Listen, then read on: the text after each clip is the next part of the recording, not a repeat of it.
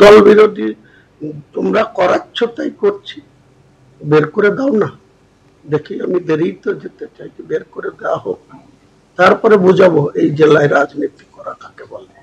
যাদের নেতা বানিয়ে রেখেছে তাদের এক এক জনার কি পজিশন, কোথায় ছিল আর কোথায় এসছে, তাদেরকে কতটা সাপোর্ট দিয়ে কিভাবে সাপোর্ট দেয়া হচ্ছে।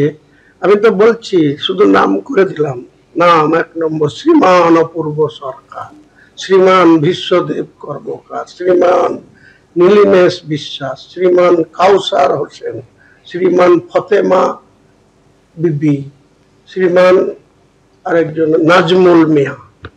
এই যে নেতা, এই নেতাদের ছবি দেয়ালে দেয়ালে টাঙিয়ে দিলে ভোট অটোমেটিক হয়ে যাবে, চিন্তা একবারে 26-এ ভোট ঠিক সুন্দরভাবে মানুষ ভোট দিয়ে দেবে। এইসব নেতাদের গঠন দেখে, এদের চলাফেরা দেখে একদম সুন্দরভাবে ভোট দেবে।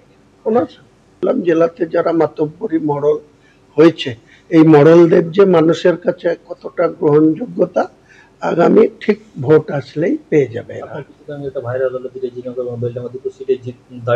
না, আমাকে যদি কেউ অসম্মান করার চেষ্টা করে, আমি তো বলছি আমি দাঁড়াবো 2টো সিটে, 2টোতেই জিতে দেখাবো, পাবলিক কার সঙ্গে আছে সেটাও করে দেখাবো। এবং আমি বলছি যে 20 আছে তো 10-এ যদি নাম নামিয়ে এনে দিতে পারি তো আমার সেদিনকে জবাব হবে যে হুমায়ুন কবিরের সঙ্গে খারাপ ব্যবহার করলে, হুমায়ুন কবিরের সঙ্গে আম পাবলিক আছে, হুমায়ুন কবির তৃণমূলের প্রতীকে, দিদির প্রতীকে রেজিনগর বাদ দিয়ে ভরতপুরে পাঠিয়েও ওই জন্য 22-এর জায়গায় 20টা সিট হয়েছিল।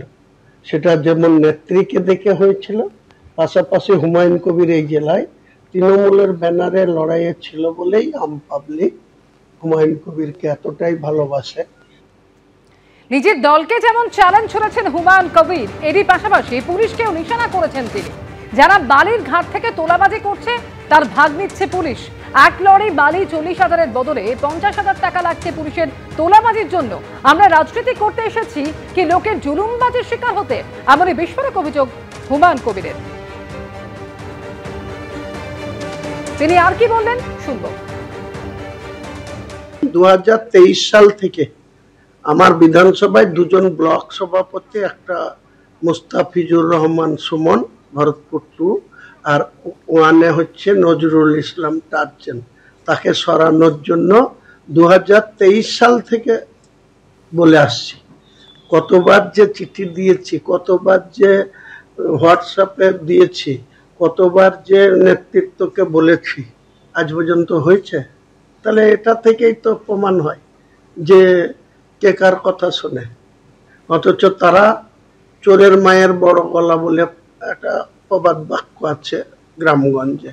তা যারা চোরচাচার্ম করছে, বালির ঘাট থেকে তোলাবাজি করছে, পুলিশের সাথে তোলা নিচ্ছে, ভাগ নিচ্ছে, পুলিশও মজা পেয়ে গেছে। একটা বালির গাড়ি আসলে, একটা পাথরের গাড়ি আসলে, যেখানে একটা কর্মী বা একটা কোনো মানুষ একটা বাড়ি করতে গেলে যেটা 1 লরি বালি 40,000 টাকায় পাওয়ার কথা, আজকে পুলিশের জুলুমের জন্য সেটা 50,000 লাগছে।